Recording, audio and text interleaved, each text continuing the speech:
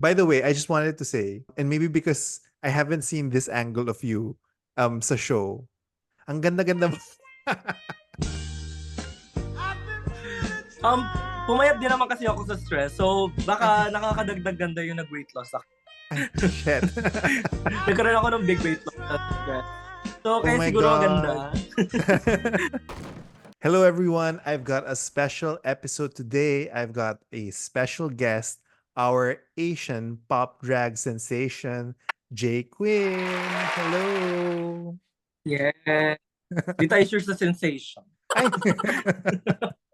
Ano lang? Yun yung pamban. Hindi. Masabog ng masabog ng pangbasag ng laban na yun. Asian pop drag idol. Wait, ano yung nasa Instagram mo? I think you have something there. Asian pop drag idol. Okay, yes. So, hey Jay Quinn, kamusta ka naman? How are you feeling right now? Ayun, parang nabunutan ako ng tinik. Kasi, syempre, simula nung after filming, parang anxious na ako sa magiging edit. Then, nung nalaman ko na nga kung paano yung edit ko, anxious naman ako kasi alam kong tumagal ako halfway.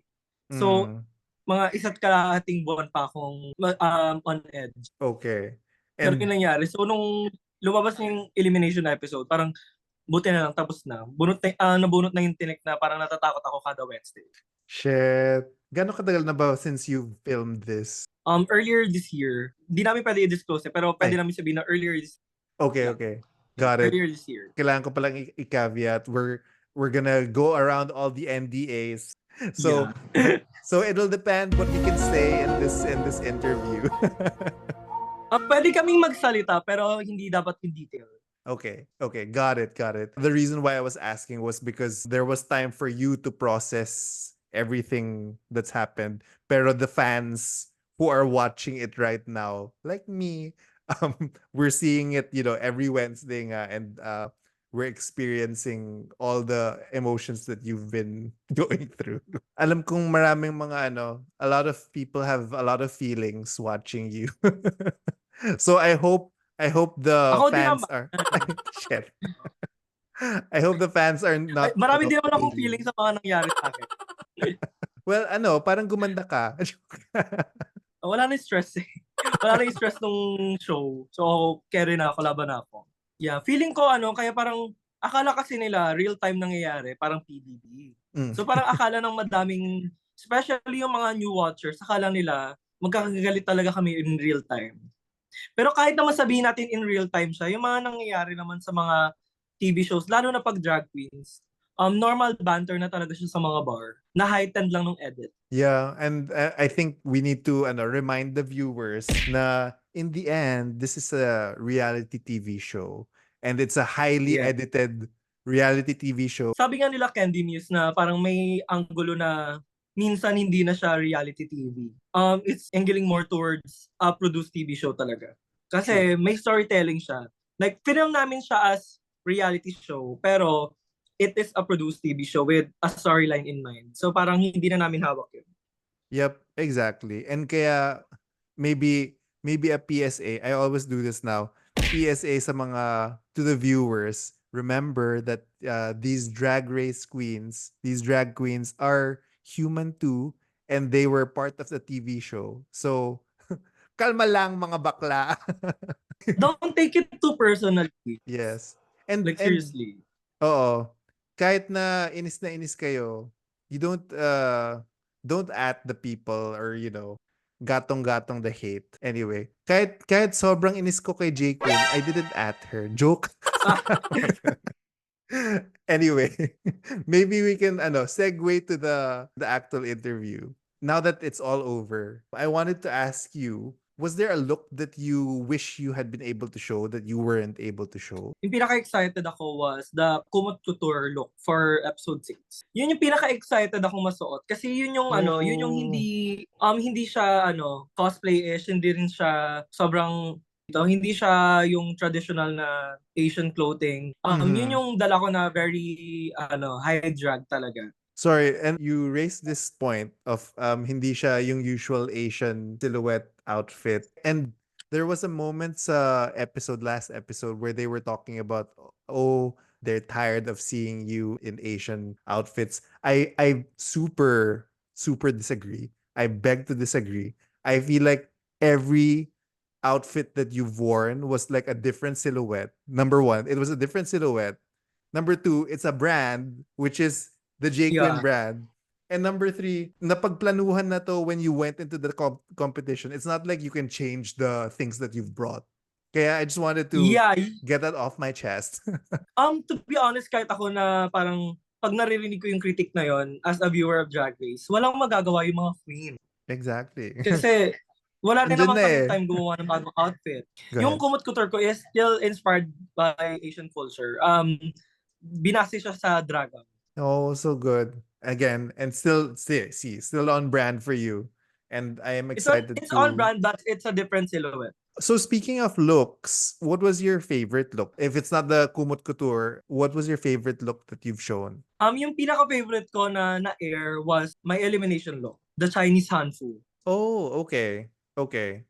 Because of that classic feel. Ano kasi, diba, maraming naging favorite dun sa mga sumuporta sa akin. Yung mga favorite nila yung teddy bear na Peria or yung 3D fractals na Sailor Moon. Pero yung pinaka-favorite ko was the Hanfu. Kasi hindi siya pop culture reference. It's a very traditional outfit na sobrang malaki yung respect ko with that outfit. It was so akma to the Gosh with the Wind, right? It was like it was flowing. It was really good. Favorite ko siya kasi mahilig talaga ako sa mga Chinese kung fu movies growing up kasi lumaki talaga ako sa very Chinese Chinese-centric family.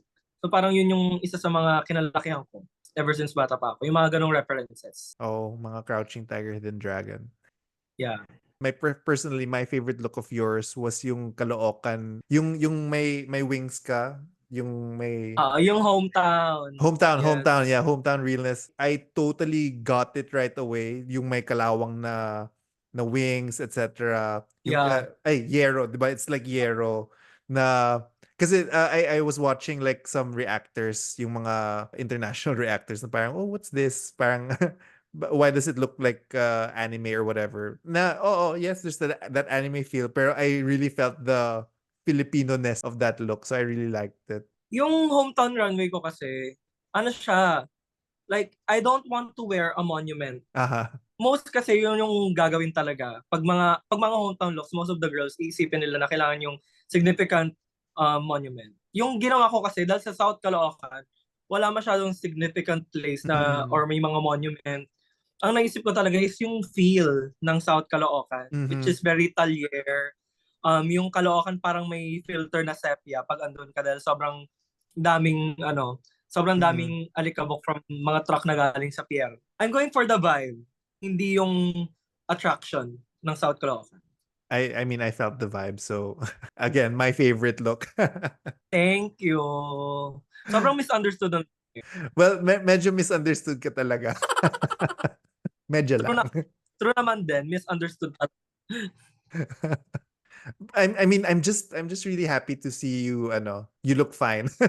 Well, you look fine. You look beautiful. You look beautiful. Anyway. Thank you.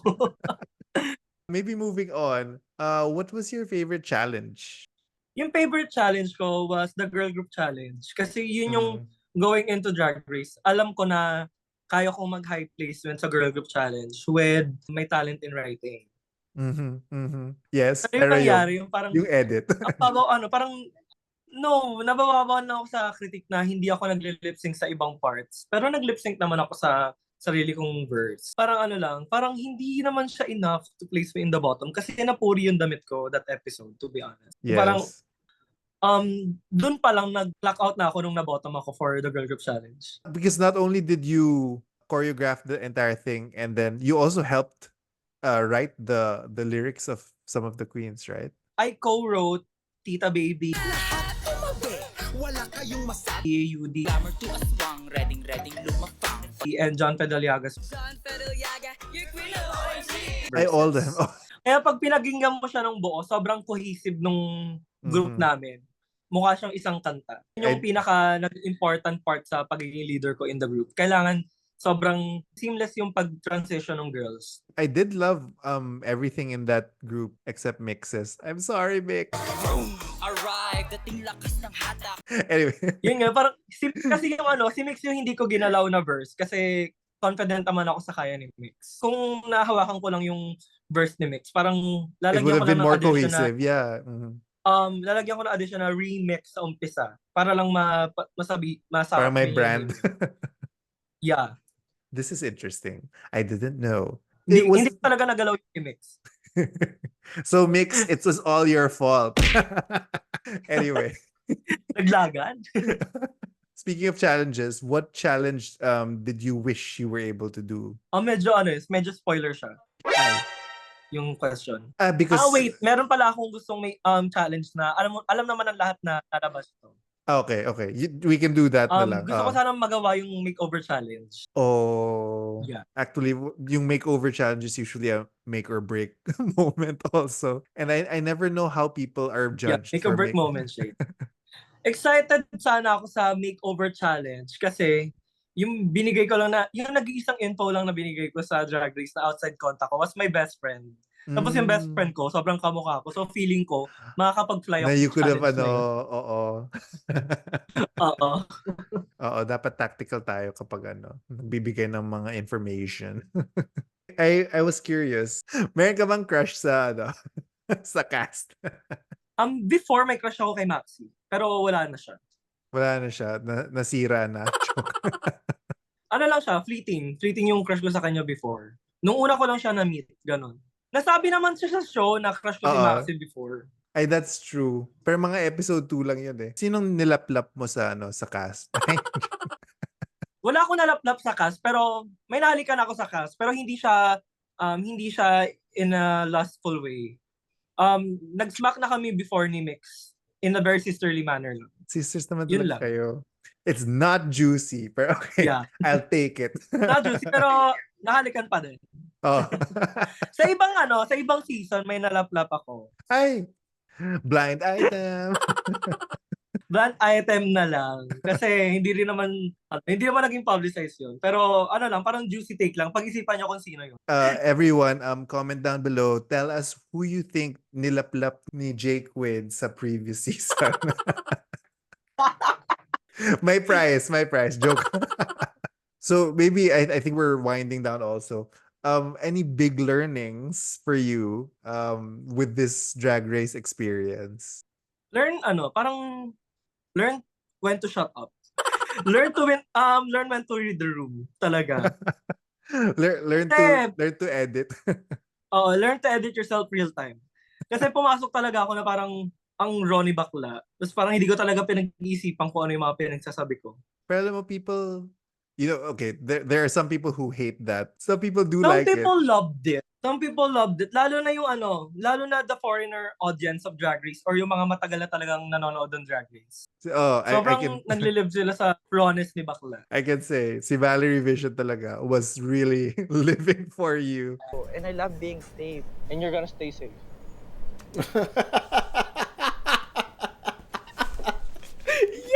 And you're gonna stay safe. Yes. You know what? One thing about Jay Quinn, she's not gonna back up. She's not gonna back up. She go, and you said what? And you said what? Jay Quinn, I like all that. No shade, but I live for Angel more though. But I like the fact that you're standing your ground, Jay Quinn. I don't know if you watched that. Yeah, Valeria's living. Nakakatawa. And pinagsabihan pa niya yung mga fans na parang, hoy, mga sensitive, wait lang. I hear y'all when y'all talking about Miss Jay Quinn. I hear you guys. Is Jay Quinn somebody I like? Really am rooting for? Absolutely not. You guys knew from episode number 1. You guys know, ooh girl, no. But I'm just gonna keep it real. What she's saying is correct. What she's saying and how she feels is correct. Did she need to say what she needed to say after that lip sync? Absolutely not. But did she lie? Does she need to read the room better? Absolutely. But at the end of the day, that's just her personality. Everyone wants to say people have different personalities and people take things certain way, but why can't you take her personality? Why can't you take the way she looks at things and how she wants to do it? Is she hurting anybody else by doing that? No, she just stating facts. She's stating facts. Gusto ko yung call Anyway, out talaga eh. Valerie is one of a kind. So maybe as we wind down, I do this game for all my interviews with drag queens, which is do one word or a face reaction when I say the name of your fellow queens. For example, I'll say a Okay. name and then react ka na lang kung ano, your feelings on the matter. If you're Oh, ready, go. na-nervous tayo. Let's cut it out. Go lang, ready. Okay, ready. No, I'm ready. Like, Okay. Number 1, Versex. the most. True. Number 2, Udipota. 2 brushes. 2 Uh, brushes. Yun talaga yung naisip ko kay Yudi. pero, so I know that nawalan nga siya ng makeup and all these things, but I never noticed it on the show when I was watching. Like during the show itself, did you notice like how badly she was doing without the makeup? Meron kasi kaming Anastasia Beverly Hills na Ay, yes. makuha sa set. Mm-mm. Pero yung ano niya, yung entrance niya at saka yung promo niya, yun yung 2 brushes. Nung nakita na namin yung yung promo niya, hindi pa rin talaga halatang 2 brushes in a dream. Energy. Ang pasabog talaga. Di ba? Yun yung kwento niya sa amin sa hotel eh. Mm-mm. Anyway, you deal with what you get. Okay, Yeah. moving on. Number 3, Zimbading. Yun ba yung Simba Ferocious look daw niya? siya eh. So, Yes, ferocious. yung layo-layo niya na rar. Yung entrance look niya. Okay, moving on. Mick Chanel. Sister. Siya ba yung pinaka-close mo sa Sister ano? true and true. In the cast? Siya yung best friend ko in the drag scene. So, the last episode kasi, when nangyayari yung yung kayo ni Angel, she went straight to you and started holding you from behind. And I knew na you were Yeah. close. So parang, oh my God. Moving on. Popstar Bench. Upao! Nakataya! Talagang nakaka-LSS. True! Next, John Fideliaga. OMG. Kala ko sasabihin mo, hey daddy. Gusto ko OMG. Hey, Daddy. Pero yung OMG yung pinaka-memorable for me kasi tinulungan namin siya sa Queen of OMG. John Fedeliaga, your queen of OMG. Na verse. Yes. Kami ni Mix yung tumulong. So parang OMG talaga yung naalala ko sa kanya. And lumabas rin yun sa edit. So, good. We all know. Next, Tita Baby. Salbahe. Hindi. Meaning something she Sa says. verse niya kasi, Oh, yes. mga salbahe. Oo. Wala kayong masabi, makakatikim ang mga salbahe. Yung mga quotable quotes ni Tita Baby. Salbahe, Cariño Brutal. Yes. Yun, yung mga naalala ko sa kanya lagi. Okay, next. Angel. Fight. Cute na. Na, aliw. Aliw si bakla doon. Pasabog. And okay naman kayo ni Angel. Yeah. Okay ka. After every fight, okay talaga kami. Lumabas kami ng drag race na okay. Alam mo, na-clock rin yan ni ni Valerie. Sabi niya, alam mo, in Tagalog, sabi ni Valerie, alam mo, mag-aaway yung mga to, tapos in the end, mag-I love yung dalawang to. Tapos nangyari, within the episode, nag-I love you kayo. Diba? Gano'n naman kasi talaga yung mga baklaan. Yes, and Ganun yung mga drag PSA sa mga sa mga viewers natin. Anyway, Maxi. Winner. Ang dami niyang Maxi Challenge win eh. So winner talaga. Front runner. Well, speaking of front runner, Kiana. Front runner. Kiana, fierce. Yes. Very fierce. Okay. A fierce competitor. Fierce in general. Fierce looks. Fierce mug. Fierce. Period. Next. Now that we've gotten to the end of it, do you have any final message to your fans and haters? Baka to the fans na lang. Okay. Speech. Go lang. In general naman. Okay. What you see on the show is a very short glimpse of each of the girls. Kasi we film every episode for so long and very selected and under a magnifying glass lagi yung edit. And of course, it's only a glimpse. It's not us in real life. It's not us every day. So take everything you see on Drag Race with a grain of salt. And para naman sa mga naka-misunderstood sa akin, Drag Race Fuck was you, me joke. in a very, oh no. Drag Race was me in a very bad headspace. I was in a very bad headspace. So parang, like, hindi ko naman siya ginagawang dahilan, pero yun yung reason for my actions. Hindi siya dahilan para maging pass, pero para lang makita nyo na hindi talaga ako ganun in general. I was just in a very bad headspace during filming. I mean, I have to say, it wasn't that bad. And Yeah, like it wasn't that. I would say, if I had a camera on me for for a lot of things, I feel like it would have been worse. And everyone's got their bad days, and I'm glad we were able to speak. And again, PSA sa mga tao, you only see a portion of the entire thing. Kahit na the Untucked, even more than the Untucked, there are so many other things that we haven't seen. Kasi there's a storyline that's needed. By the way, I just wanted to say, and maybe because I haven't seen this angle of you sa show, ang ganda-ganda mo. Pumayat din naman kasi ako sa stress. So, baka nakakadagdag ganda yung nag-weight loss ako. Shit. Nagkaroon ako ng big weight loss sa stress. So, kaya my siguro God. maganda. I really hope, yeah. So I hope mentally you're fine. I hope the rabid social media people are, less rabid. Pero if they keep being rabid, fuck them. We've got our own thing. If they don't pay for your drag, then brush them aside. To be honest, nasa bargaining stage na ako ng experience ko with Drag Race na hate man nila ako kahit matapos to, I'm still in their minds. Kahit pa paano gumawa ako ng impact sa kanila dahil grabe yung, kung tapos na yung show tas you're still angry at me, you're a fan.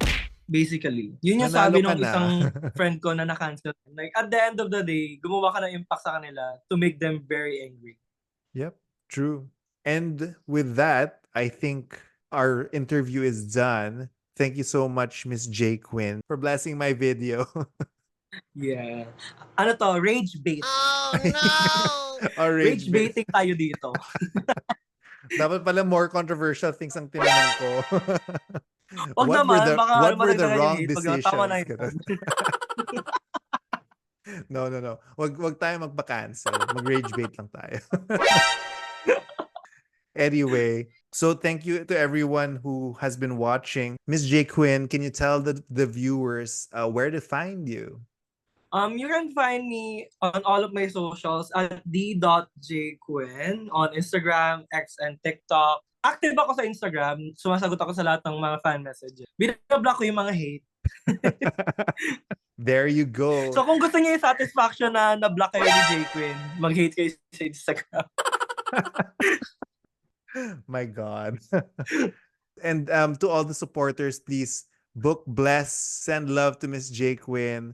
Thank you so much for being here, and much love to you. And so without further ado, please like and subscribe, and I'll see you for the next episode. Somebody's opinion.